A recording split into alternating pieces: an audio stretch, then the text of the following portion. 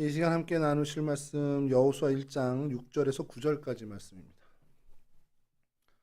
여호수아 1장 6절에서 9절까지 말씀인데요. 한 절씩 교독해 보도록 하겠습니다. 강하고 담대하라. 너는 내가 그들의 조상에게 맹세하여 그들에게 주리라 한 땅을 이 백성에게 차지하게 하리라.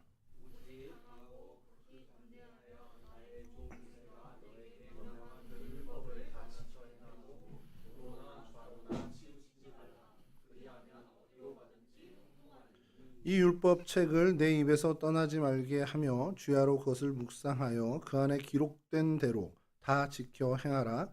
그리하면 내 길이 평탄하게 될 것이며 내가 형통하리라.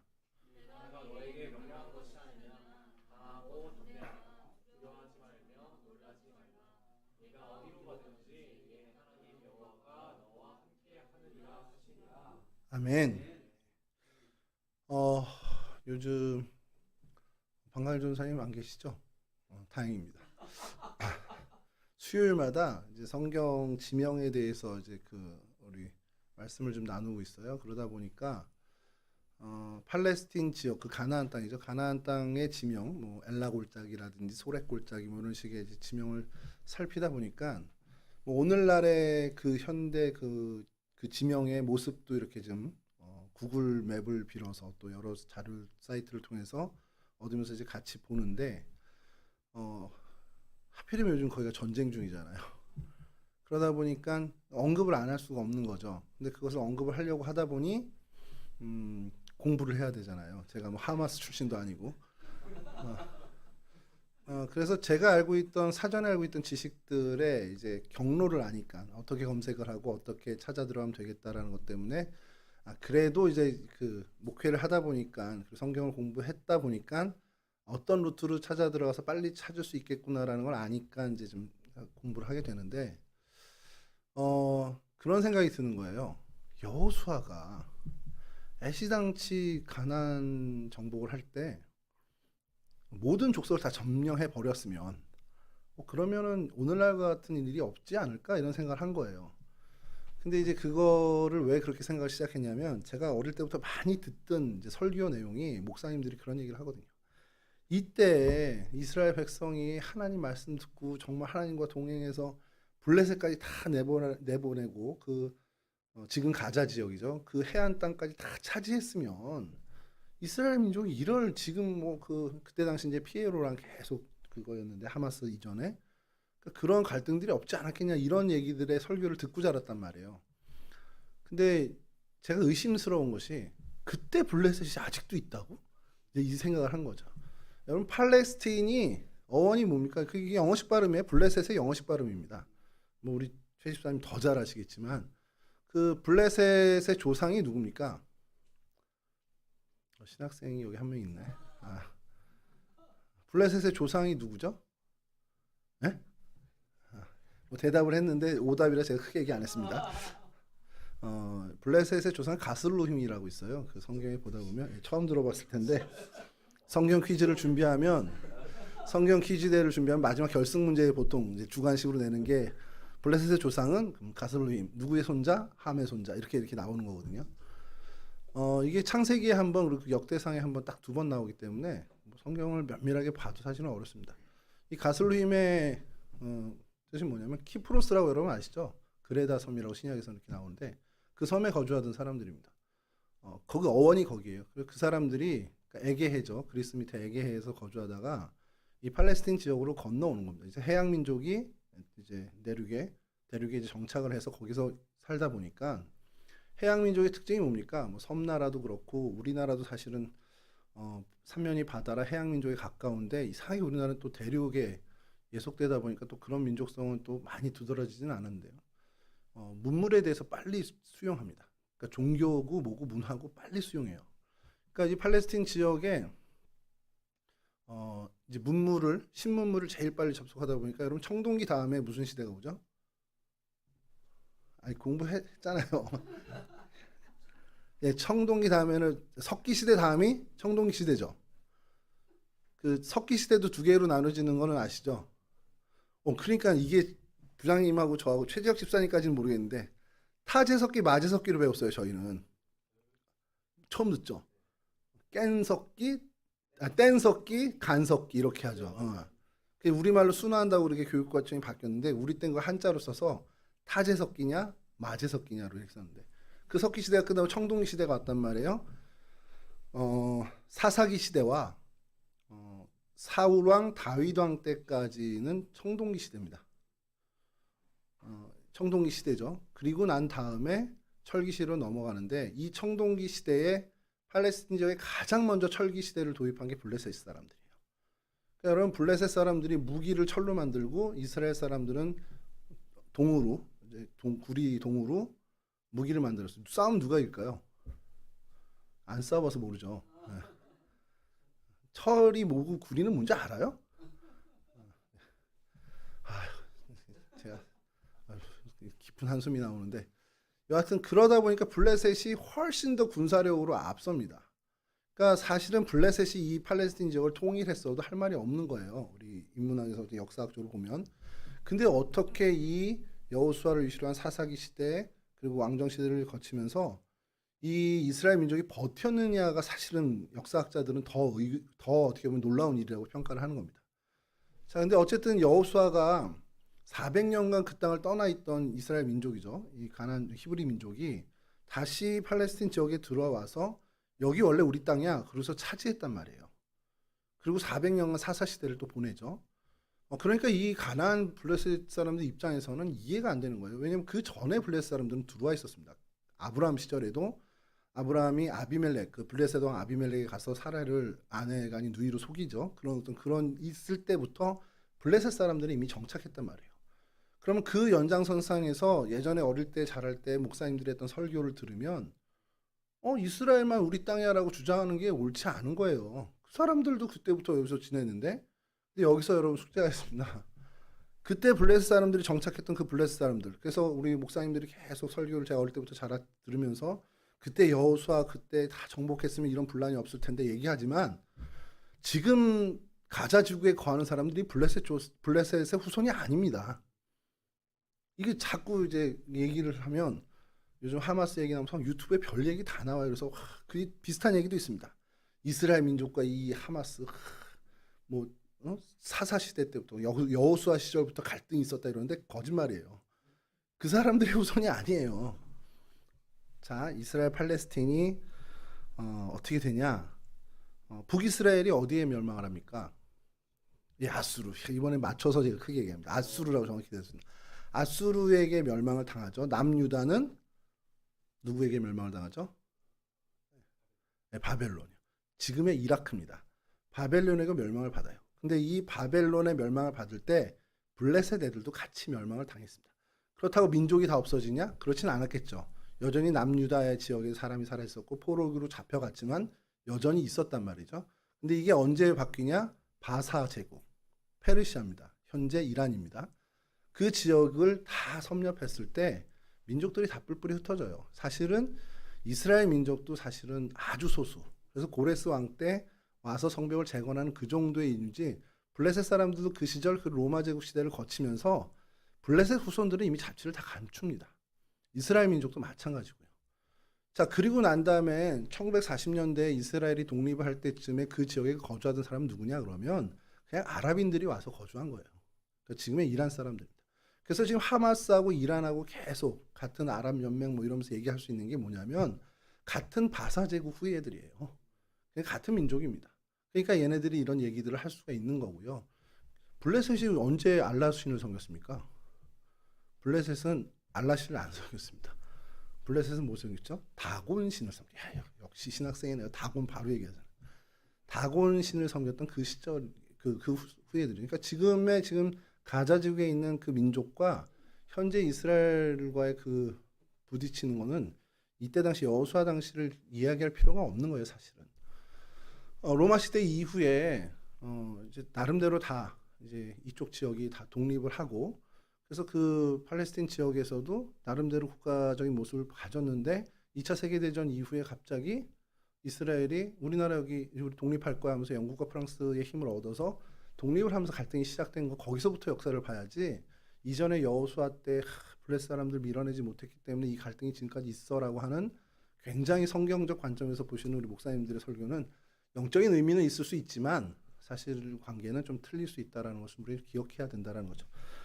이게 왜 이 얘기를 드리냐면 수요일에 그렇게 계속 하다가 이건 우리 청년들에게도 좀 얘기해야겠다 하다가 이제 이 오늘 본문을 좀 하게 된 겁니다. 그러면서 이제 여호수아라는 사람을 좀 주목하게 됐는데 여호수아라는 사람, 그러니까 지금 우리 앞서 얘기한 어떤 이런 얘기들, 이 사람이면 분명히 이 블레셋 민족을 밀어낼 수도 있을 만큼의 역량은 됐던 사람인데 왜 놔뒀을까라는 것을 생각을 하는 겁니다. 근데 이게 하나님의 큰 경륜에서 보면 결국엔 만약에 여호수아가 후대들을 위해서 정말 다 그 블레셋 민족 뭐 기브온 민족까지 다 만약에 밀어냈다 한다면 물론 이제 좋을 수는 있지만 이들이 하나님을 떠나서 사사기 시절에 그냥 하나님을 떠나서 왔다 갔다 계속 이렇게 되잖아요. 하나님을 부르짖었다가 고난을 당했다가 뭐 회개하고 이런 것들이 사실은 우리의 관점으로 지금 보면은 왜 이렇게 어리석고 참 불행한 환경이었다고 생각할 수 있을지 모르지만 그래도 그런 일들이 있었기 때문에 여전히 하나님의 백성으로 하나님께 묶여 있는 민족이 됐었다라는 것을 좀 볼 수 있다라는 겁니다. 그러니까 쉽게 해서 무슨 얘기냐면 계속 거치는 것들, 계속 우리에게 고난을 주는 요소들이 여전히 이스라엘 민족 근접해 있어서 그들이 하나님의 백성으로 계속해서 자리매김을 하면서 살아갈 수 있었다라는 거죠. 이건 오늘날 저희들도 마찬가지입니다. 만약에 저한테요 어떠한 아무런 고난도 없고, 저는 좀 적절하지 않을 수 있겠습니다만 목사인데 뭐 하나님 떠날 수는 없잖아요. 고난이 있어요. 뭐 하나님 좀 이건 좀 그러니까 그거 말고 일반 우리 성도들을 볼 때 제가 목회하다 보면 그래요. 고난의 요소들이 분명히 있음으로 인해서 이분의 신앙이 점점 더 자라고 견고해지는 걸 볼 때가 있습니다. 그러면서 생각이 드는 게 저분에게 정말 아무것도 필요 없었다. 그런 고난의 그런 것이 아무것도 없었다면 저분 신앙이 정말 이만큼 자라날 수 있을까라고 생각한다면 아닐 것 같은 생각이 더 큰 겁니다. 근데 여러분 보세요. 이 세대를 보십시오. 저희 윗세대, 저희 어머니 아버지 세대는 정말 모든 것이 고난이었습니다. 어떤 안정된 것보다 다 힘든 일이 더 많았죠. 그러다 보니까 그 세대의 신앙이 우리의 세대보다 훨씬 더 하나님께 가깝습니다.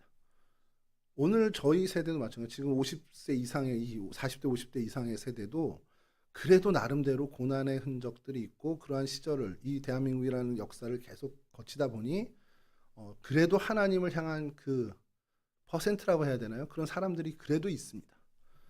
요즘 MZ를 보면서 여러분들 중에도 MZ인데 왜 교회에 이렇게 머물지 못할까라는 생각을 하면요. 얘네들한테 하나님이 필요가 없는 거예요. 왜 필요해요, 하나님이? 종환아, 너 하나님 필요하니? 어떨 때 필요하니, 하나님이? 항상 필요해. 대단한 사람입니다. 대단한 사람입니다. 감동이죠, 감동. 어떤 얘기까지 있냐면요. 하나님보다 엄마 아빠가 더 필요하지 않냐라는 거예요, 요즘 세대는. 엄마 아빠가 다 해결해 주는데 하나님까지 갈 것도 없는 거죠. 하나님, 나 이거 정말 힘들어요. 이거 어떻게 해결해 주세요. 그거 할 필요 없이 엄마 아빠한테만 얘기하면 다 해결을 해주는 겁니다. 그런 시대를 살다 보니 신이 필요 없는 시대를 살고 있는 거죠. 그 세대들이. 그런 관점으로 만약에 여호수아 이후에 여호수아의 그 다음 세대를 바라본다면 여호수아를 통해서 하나님이 블레셋이든 뭐든 다 가나안 민족을 밀어낼 수 있음에도 불구하고 여전히 남겨두신 이유가 하나님의 경륜 속에 하나님의 뜻이 있었다라는 것을 좀 파악하게 된다는 겁니다. 사실 그렇잖아요. 12사사 시대를 우리가 보면은 계속해서 그 미디안이고 암몬이고 블레셋이고 계속 이스라엘 민족을 괴롭히다 보니 이들이 하나님을 떠났다가도 돌아오게 된다는 겁니다. 그런 고통의 요소들이 없었다면 분명히 그들은 영원히 하나님을 떠나는, 하나님과 무관한 백성으로 갔을 가능성도 있다는 거죠. 그래서 하나님이 우리 가운데 고난과 역경을 심어놓는 이유, 그런 어떤 지뢰들을 이렇게 매설해 놓는 이유는 여전히 우리로 하나님께 묶임바 된 사람들이 되기 위해서 하나님이 우리의 삶 가운데 이렇게 고난과 역경을 숨겨놓으실 수 있다는 겁니다. 그러니까 그게 숨겨놓은 고난이지만 다르게 얘기하면 숨겨놓은 은혜라고 우리가 말할 수 있다는 거죠. 이 관점으로 오늘 본문을 좀 보고 싶은데 여호수아 그래요. 여호수아가 그러면 이렇게 놀라운 리더십을 발휘했는데 어느 날 갑자기 그런 능력이 성령 하나님이 임해서 모세를 이을 만한 그런 어떤 리더십을 확 갖게 된 걸까라는 생각을 해보면 결코 아닐 것 같습니다. 영상을 좀 준비했는데요. 제가 좋아하는 야구 선수 영상입니다. 좀 틀어주시죠. 짧은 거니까 불 끌 것도 없고요. 잠깐 보시죠. 종혜 형제가 수고 많으실 텐데. 이 폼을 완성하기까지 걸린 시간 20년. 잘 가요, 종혜 형제. 나한테는 폼이란 게 그런 거다. 한순간에 불쑥 잡히는 게 아니라 내 인생이 압축되어 만들어진 것. 폼, 나의 후천적 DNA. 인생의 내 폼 하나쯤 갖자.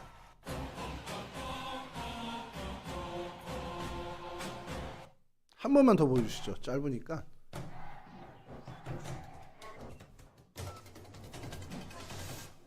이 폼을 완성하기까지 걸린 시간 20년. 나한테는 폼이란 게 그런 거다. 한순간에 불쑥 잡히는 게 아니라 내 인생이 압축되어 만들어진 것.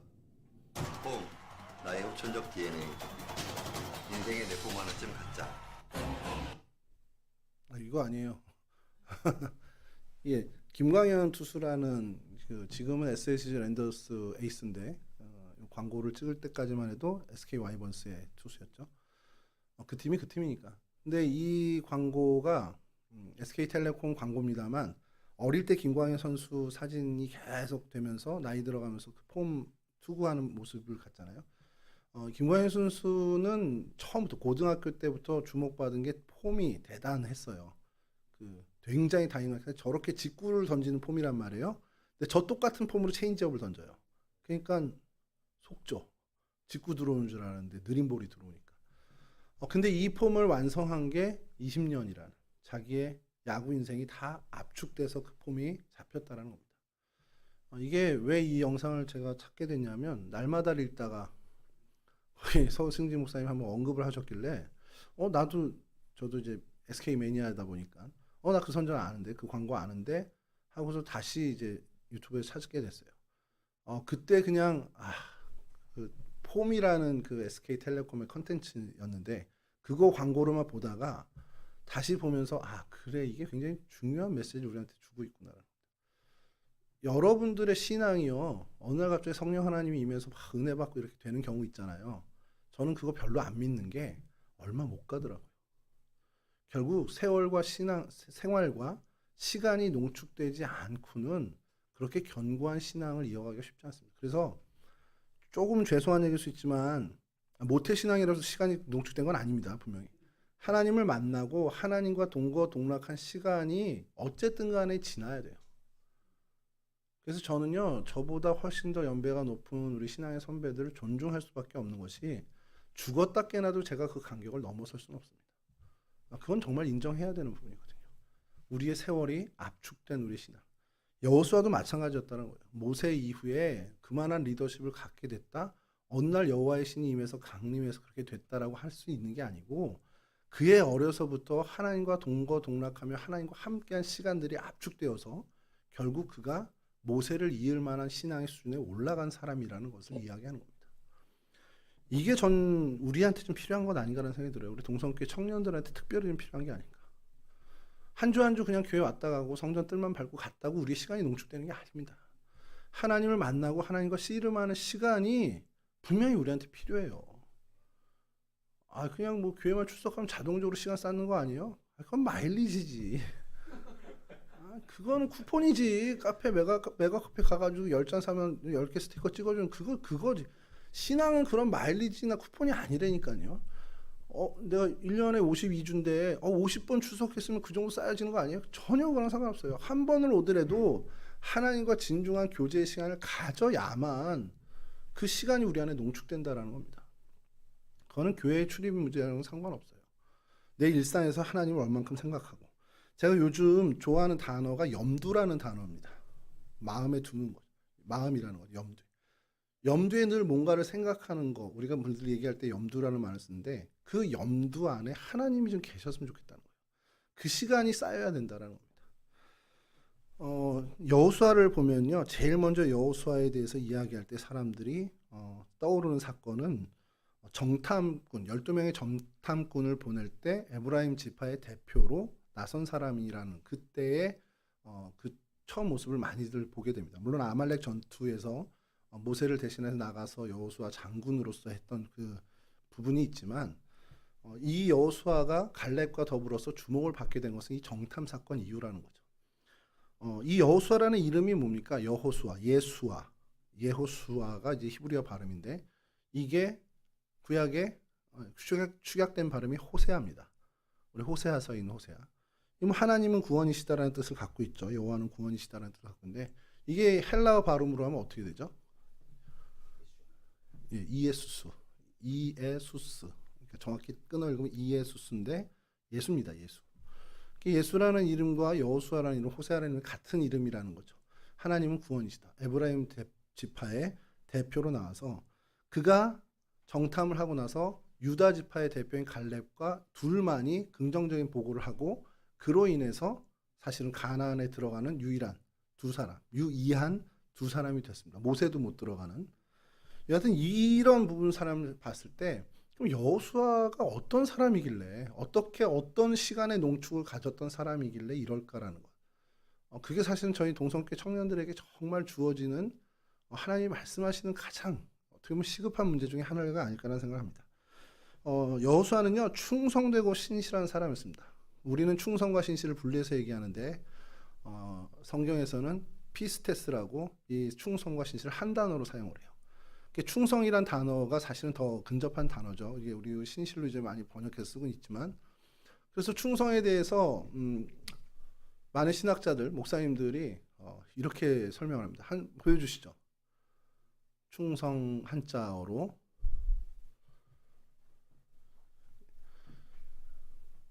본 적은 있습니까, 여러분? 여러분 한자를 공부를 안 한 세대라 저게 충성될 충자고 성이 일울성이죠. 같은 일울성인데 이거를 한자 파자라고 하는데 그거를 한번 나눠보면 다음 사진이 이렇게 됩니다. 가운데 중자와 마음심, 말씀 언자와 일울성자. 한번 그대로 뜻만 가면 어떻게 되죠? 가운데, 마음 가운데 말씀을 이룬다. 여러분 신기하지 않습니까? 하나님의 말씀을 우리의 심령 가운데 이루어내는 삶이 그 삶이 충성, 피스테스라는 성경의 신실과 같다라는 맞닿아 있다라는 거예요. 그러니까 여호수아는 이랬던 사람이라는 거예요. 하나님이 이야기하시고 하나님 말씀하시는 것을 항상 최선을 다해서 이루어가는 삶을 살았다라는 겁니다. 자, 그 부분이 나오는 것이 출애굽기 33장 11절입니다. 이게 그의 일상을 좀 가장 대표적으로 설명하는 부분인데 요거 한번 띄워주시죠. 눈이 좋으신 분이 좀 읽을 수 있을 것 같은데 제가 읽어드리면요. 사람이 자기의 친구와 이야기함 같이 여호와께서는 모세와 대면하여 말씀하시며 모세는 진으로 돌아오나 눈의 아들 젊은 수종자 여호수아는 회막을 떠나지 아니하니라. 모세를 수행하고 특별히 이게 다시 돌판을 이제 받았을 때 이제 그런 모습들과 다 엮여 있는데 여호수아는 회막을 떠나지 아니하라. 이거는 뭐 모세가 가던 안 가던 그것과 상관없이 자신의 임무, 자신의 사명의 자리에서는 요령도 없었고요. 아무것도 없습니다. 그냥 우직하게 하나님 말씀하신 것 그대로 지켜나가는데 탁월했던 사람임을 가장 어떻게 리얼하게 보여주는 구절입니다. 그러니까 여호수아는 이런 어떤 하나님 앞에서 하나님 말씀에 대한 정말 진중함이 있었던 사람이고 그 말씀을 그냥 신실하게 지켜나가는 사람이었다라는 그런 모습이 있다라는 거예요. 그러다 보니까 모세를 이을 다음 리더를 세울 때 이 60만 장정이 되는 그러니까 실제로 한 140만 정도 되는 이스라엘 민족이겠죠. 이 사람들 뭐 20세 이상에서 투표하자 해가지고 선정된 게 아닙니다. 뭐 보궐선거를 하듯이 야 이제 모세가 늙었으니까 모세를 이을 만한 사람 그럼 다시 우리 대선을 치르자 해서 선거를 통해서 세워진 게 아니라는 거예요. 그러면 모세가 후계를 지목했냐? 그것도 아닙니다. 모세가 지목한 것도 아니에요. 하나님이 이를 너의 후계로 세워라 해서 하나님이 지목해줬고 모세는 그걸 인증한 겁니다. 이 사람이 하나님이 내 다음으로 세운 사람이다라고 공표한 거 외에는 여호수아에 대해서 사실은 자기의 수종드는 사람 정도로 썼지 차세대 리더라고 생각한 적은 없다라는 거예요. 근데 모세 공동체의 모세와 여호수아 공동체의 그 모습은요 극명하게 달라집니다. 여하튼 이렇게 뭐 투표나 모세의 지목으로 된 것이 아닌 하나님의 선택으로 세운 사람 그러면 하나님이 선택할 만한 모습이 있었다라고 했을 때 그 첫 번째로 볼 수 있는 건 바로 이 충성됨이라는 겁니다. 요령 피우지 않고 그냥 하나님 말씀에 대해서 그냥 진득하니 진지하게 그 시간을 계속 살아가는 그 진중함이 있었다라는 거죠. 여러분, 이 모세 공동체에서 제일 많이 그러니까 너무 많은 경우라 몇 번이라고 셀 수도 없을 정도로 계속 불만 불평이 드러납니다. 처음에 뭐죠? 홍해 앞을 가라막으니까 이제 모세 우리를 죽이려고 수장시키려고 끌고 왔냐 그러면서 모세를 원망하죠. 광야에서 75일이 지난 다음엔 우리 배고파 죽겠다. 굶어 죽이려고 여기까지 데리고 왔냐. 그래서 만나 매출할 사건이 벌어지죠. 또 물이 없다 그래서 마라의 사건도 벌어지고. 그리고 이제 뭐 가데스 평야에서 정탐하고 나서 우리 메뚜기 같아. 우리 죽이려고 여기 데리고 왔냐. 그리고 모세가 하나님의 계명을 받으러 올라갔을 때는 어땠습니까? 그냥 밑에서 금송아지도. 그러니까 모세 공동체는요 계속해서 불평 불만 그리고 계속해서 어떻게 보면은 반란 같은 뭐 고라의 반역도 있었고요.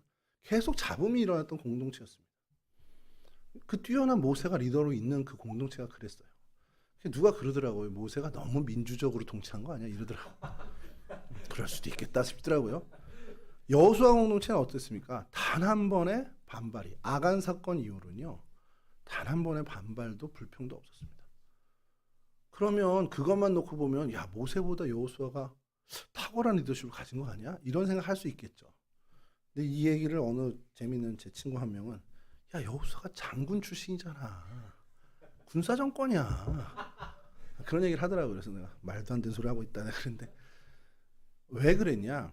모세보다 탁월하지 못한 게 확실해요.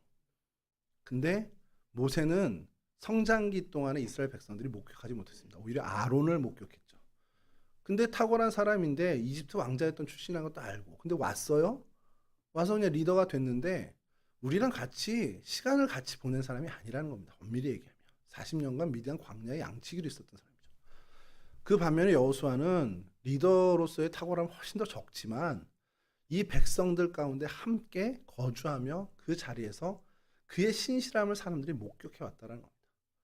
여러분 거기서 오는 리더십이 있다라는 거예요. 하나님이 주시는 영적 카리스마도 있지만 일상을 함께 공유하며 시간을 보내며 함께 교제하는 가운데 주시는 리더십도 있다라는 것을 우리가 생각해야 한다는 겁니다. 여호수아 8장 9절인데요. 이건 띄워주실 필요 없고요. 제가 좀 읽어드릴게요. 여호수아가 어떤 사람이었는지. 그들을 보내매 그들이 매복할 곳으로 가서 아이 서쪽 베델과 아이 사이에 매복하였고 여호수아는 그 밤에 백성 가운데서 잤더라. 이제 여리고성을 무너뜨리고 대승거리고 승리의 기쁨에 취해 있다가 아이성을 만났는데 대패를 한단 말이에요. 아간의 범죄로 인해서. 그래서 이제 다시 하나님께 뭐 회개하고 뒤우치고 돌아가서 이제 하나님의 말씀하시는 대로 매복 작전을 펼쳐서 아이성을 점령을 하는데 그 점령하기 전에 이제 군사 작전을 펼치긴 매복을 해놓고는 이 탑 리더죠. 어떻게 보면 사령관입니다. 이 사령관이 어떻게 했냐라는 것을 성경에서 그 밤에 백성 가운데서 잤더라. 장군의 막사에 가서 잔 게 아니라 그냥 사병들과 함께 그 자리에 그 취침하는 곳에서 잤다라는 얘기예요. 이게 그냥 여호수아가 이렇게 살아온 사람이라는 겁니다. 리더지만 특별한 대우를 받은 게 하나도 없어요. 여호수아는 뭐 이전에도 마찬가지지만 땅 분배할 때도 가장 마지막에 자기 것을 받고요. 또 그게 좋은 땅이냐? 딥나세라 거의 아주 볼모집니다. 그런 것을 받는 특권을 갖는 것에 하나도 어떻게 보면 특권이라는 것을 전혀 배제한 그런 리더십을 갖고 있었어요. 근데 그게 아까도 말씀드렸지만 어느 날 갑자기 내가 이렇게 인기 영합을 위해서 이렇게 선택해야지가 아니라 그가 그냥 어려서부터 그렇게 살아온 사람입니다. 그 살아온 시간이 농축돼서 백성들에겐 그런 리더십을 발휘할 수 있는 사람이 됐고요. 신앙적인 면에서는 그렇게 하나님 앞에서 요령 부리지 않고 살아왔기 때문에 하나님이 보시기에 이 신실함을 갖고 이를 통해서 내가 내 백성을 이끌어야겠다라고 하나님이 지목할 만한 수준의 신앙을 갖게 된 사람이라는 거예요. 김광현이 20년 동안 그 폼을 해서 국내 최고의 투수가 된 것처럼 그 역시 그 시간이 하나님 앞에서의 신실한 시간이 계속 농축됐기에 백성들 앞에서도 하나님 앞에서도 인정받는 사람이 되었다는 것이죠. 사실 오늘 본문은 그겁니다. 그게 우리 청년들한테 저에게도 마찬가지지만 우리 청년들에게 필요한 거예요. 이게 왜 여러분 때 더 필요하냐면요. 여러분 이제 곧 지나면 연애를 하고 가정을 이루고 아이를 키워야 돼요. 다 그럴 거죠? 결혼 안 할 거예요. 뭐 이런 얘기를 안 하는 거 보니까 그때 되면 시간이 없습니다. 그때 되면 청년기 때 살아온 신앙의 탄력으로 그냥 가야지, 그 관성으로 가야지, 뭔가 새롭게 하나님 앞에서 결단하고 새로운 걸 할 수 있는 일이 사실상 어려워진다라는 거예요. 그러니까 내가 하나님 앞에서 신앙의 체질도 그렇고 여러 사람들과 함께 어우러지며 그들 안에서 내가 녹아지는 것도 이 청년기 때 사실은 해내야 된다는 거예요. 그래야 그 관성, 그 힘을 가지고 내 평생에 그걸 동력으로 이어갈 수 있다는 거예요. 여러분, 하나님 말씀, 하나님의 선택하신 그 여호수아의 충성된 모습, 그것을 달리 얘기하면 말씀을 늘 가까이 하고 무언가 하나님이 요청했을 땐 끝까지 완주하는 그런 신실함을 가졌던 그 여호수아, 그 시간들이 매일매일 조금씩이지만 쌓여가고 축적돼서 여호수아를 만드는 것처럼 우리 청년들이 정말 매일매일 삶 속에서 하나님과 함께 해야 된다는 겁니다. 일주일 내내 아무 생각 없이 그냥 내 생활에 그냥 젖어서 살다가 주일 되고 나니까 나 크리스찬이었지 하고서 교회 와서 하나님을 생각하고 예배하고, 그거는 안 됩니다, 여러분. 진짜 내 일상에서 적어도 하루에 정말 단 1분, 5분이라도 말씀을 내 안에 내 삶에 접할 수 있게 해야 된다는 거예요. 단 1분이라도 단 30초라도 하나님 앞에 기도하는 시간을 확보해야 한다는 거예요. 그러지 않고는요, 그 시간이 쌓이지 않고는 절대 우리가 하나님 앞에서 뭔가 하나님과 관계를 맺고 하나님이 우리를 사용하고, 이건 정말 그냥 상상 속의 일밖에 되지 않는다는 겁니다. 여기 보니까 뭐 전도사님 두 분에 우리 신학생 둘에 종원이하고 우리 부장님하고 지금 종원이 하나밖에 없네. 그런데 종원이가 신앙이 더 좋은 것 같아. 매 순간 하나님이 필요합니다. 그 고백이 종원이의 평생의 고백이 되길 바랍니다.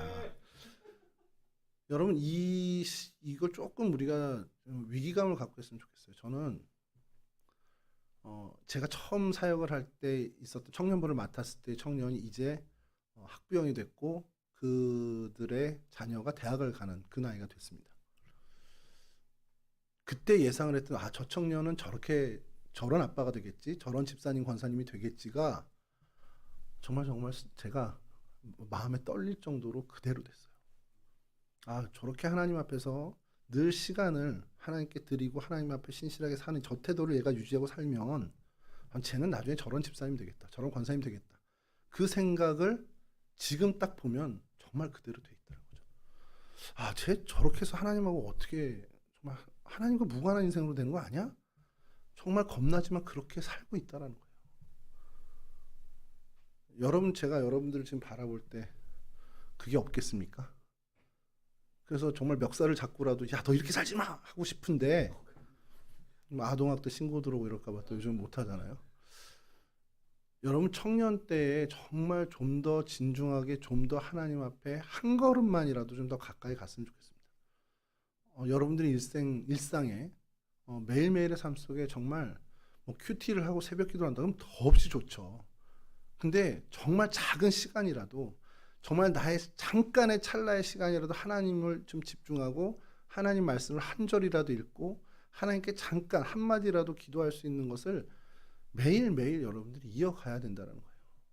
여러분, 그렇게 일주일의 시간을 축적해서 주일에 와서 주님 앞에서 정말 맡겨진 사명에 최선을 다하고 예배의 자리에서 기뻐 뛰놀며 예배하는 그 시간들이 계속, 여러분, 지루할 수 있지만 계속 반복되어질 때, 여러분, 김광현의 폼이 20년의 반복으로 정말 탑티어가 되어 완성된 것처럼, 또 여호수아가 그의 일생의 평생의 신실함으로 하나님 앞에 나아가 모세를 잇는 하나님의 큰 쓰임받는 일꾼이 된 것처럼, 여러분들의 인생도 그렇게 될 때에만, 그 시간이 농축될 때에만 하나님 편에서 하나님이 사용하시고 많은 사람들을 여러분들이 유익하게 하는 그러한 존재가 될 수 있다는 것.